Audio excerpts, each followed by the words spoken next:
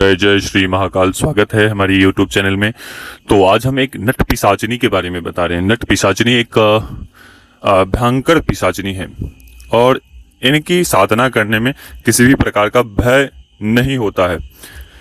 ऐसे तो यह पिशाचिनी की साधना है, थोड़ी उग्र प्रकार की साधना है। सभी तामसिक वस्तुओं का प्रयोग किए जाते हैं। तो जिन्होंने सब्सक्राइब नहीं किया है तो 11,000 सब्सक्राइबर होने में सहायक बने। इसी कामना के साथ इस साधना को आप सभी के समक्ष रख रहे हैं। तो जो भी साधक इस नट पिशाचिनी की साधना करना चाहता है वो कर सकता है, क्योंकि ये इतनी स्फूर्ति से अपना कार्य करती है कि जिसकी आप सोच भी नहीं सकते, जिसकी आप कल्पना भी नहीं कर सकते। इतना ये सूक्ष्म शक्ति है, इतना सूक्ष्म ये अपनी ऊर्जा इनके अंदर है। ये इतनी सूक्ष्म ऊर्जा है कि ये तुरंत ही अपने साधक के कार्य को संपन्न कर देती है। बहुत ही सूक्ष्म है और बहुत ही पवित्र भी है। ठीक है, तो नट पिशाचिनी की साधना कैसे करनी है आइए हम बताते हैं। और सबसे मुख्य, आपको अपने समक्ष एक काला आसन, आपका काला आसन, काला वस्त्र होगा। दिशा आपको उत्तर की ओर होनी चाहिए, उत्तर की ओर आपकी दिशा होनी चाहिए या पूर्व की ओर आपकी दिशा होनी चाहिए। एक दीपक अपने समक्ष रखना है, धूप रखने हैं, थोड़े से पुष्प रखने हैं और कुछ ऐसे विशिष्ट सामग्री है जो हमारे द्वारा जब साधक को दीक्षा दी जाती है तो उस समय आपको एक विशिष्ट सामग्री दी जाती है। उसमें से 2 चुटकी उस पुष्प के ऊपर जो सामग्री दिए गए हैं वो आपको उस पुष्प के ऊपर रख देनी है, थोड़ा करके 2 चुटकी मात्र। तो वह पिशाचिनी वहां पे प्रतिष्ठित हो जाएगी। जब वो आप आवाहन करेंगे तो वो अपने प्रभावों के साथ वो आएंगी। ठीक है, तो करना क्या है आपको कि, और भोग में आपको सामग्री कुछ चाहिए होंगे, जैसे कि मांस में आपको मुर्गे के मांस लगेंगे, मुर्गे की कलेजी लगेंगी। मुर्गे की कलेजी में 2 लौंग डालने हैं, 2 लौंग डालने हैं, 5 लौंग डालने हैं आपको, और साथ में 1 नींबू भी रखने हैं। ठीक है, उसके साथ थोड़ी सी शराब रखनी है। उसी जो आप कटोरे लेंगे, कटोरे आपको मिट्टी वाला कटोरा लेना है, उसी कटोरे में आपको शराब भी डालने हैं। उसी में लौंग, मांस और नींबू रखने हैं और उसमें थोड़ी सी शराब डालनी है। ठीक है, और फिर अपने साधना के ऊपर बैठना है, गुरु मंत्र, घेरा वगैरह ये सब लगा लेने हैं और आवाहन करना है नट पिशाचिनी का। जैसे जैसे आप यह नट पिशाचिनी की साधना करेंगे वैसे वैसे कभी पायलों की आवाज़, कभी सुगंधित पुष्प के महकने की महसूस होंगे, या कभी कुछ छनछनाने की आवाज़, कहीं कुछ जैसे जानवर दौड़ रहा है इस प्रकार से महसूस होंगे। कभी कोई आपके लगेगा कि सर के ऊपर कोई बैठा है या आपके समक्ष बैठा है, तो इस प्रकार से आपको अनुभव होंगे। तो साधक भयभीत नहीं होना चाहिए उस समय। साधक जैसे ही इस प्रकार के अनुभव हो तो साधक अपने आप में संयम बनाते हुए उन्हें आने देना है, उनसे बात करनी है।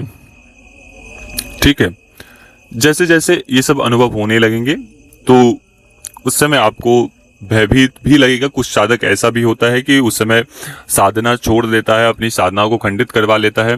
तो वो बड़ी बेवकूफ़ी करता है, वह साधक बहुत बेवकूफ़ी करता है कि एक तो साधना कर रहा है, दूसरी बात कि वो अपने साधना को बीच में खंडित करवा लेता है। अगर आपके साधना करना ही नहीं है तो बैठो ही मत साधना में। अगर आप में इतनी क्षमता ही नहीं है तो आप बैठो ही मत। जो व्यक्ति अपने गुरु के ऊपर भरोसा नहीं रखता है, अपने गुरु के वाणियों के ऊपर भरोसा नहीं रखता है, वो साधना बिल्कुल भी नहीं कर सकता है। क्योंकि एक गुरु के मार्गदर्शन में, गुरु की आज्ञा लेकर वो बैठा है, तो वो गुरु देखता है कि गुरु अपने साधक के साथ किसी भी प्रकार की अनहोनी ना होने दे।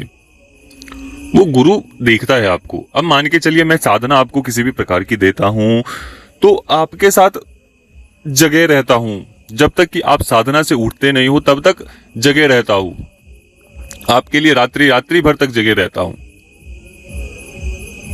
तो अब आपने 11 दिनों की साधना है, 2 दिन 4 दिन साधना कर लिए फिर उठ गए, तो हमारे जागने का कोई औचित्य ही नहीं रहा, मेहनत भी हमारी सब व्यर्थ गई, आपकी भी साधनाएं खंडित हो गई, ऊपर से दोष आपको लग गए साधना के। तो खैर कोई बात नहीं, दोष तो खत्म हो जाते, खत्म कर दिए जाते साधना के हमारे द्वारा, लेकिन आपकी साधना तो खंडित हो गई, क्योंकि जो समय चला जाता है वो कभी वापस नहीं आता है। जो समय आपके 3 दिन जब आपने साधना कर ली, 7 दिन साधना कर ली और बीच में आप छोड़ दिए 11 दिनों की साधना में से, तो वो समय वापस नहीं आता है। और जैसे ही आप पकड़ के चलोगे, अपनी साधनाओं की पूर्णता के साथ आप साधना को करोगे, तो 101% आपको सफलता मिलेंगी ही मिलेंगी, और आप भी एक साधक, उच्च कोटि के साधक की श्रेणी में आ जाओगे। तो इसी प्रकार से आपको साधना करनी है। साधना आपको जैसा हमने बताया है वैसा ही आपको करने हैं। और जब आप साधना करके उठोगे तो आपको वो जो कटोरी है, कटोरी को आपको सभी सामग्री नीचे रख करके और उसे उल्टा कर देना है, उस कटोरी को, ठीक है, और वापस आ जाने हैं अपने साधना, अपने जहां भी आप शयन कक्ष है, जहां भी आप सोते हैं, वहां आपको आ जाने हैं, ठीक है। लेकिन वो 11 दिन आपके लिए परेशानी भी हो सकता है, वो 11 दिन आपको सुखद भी हो सकता है।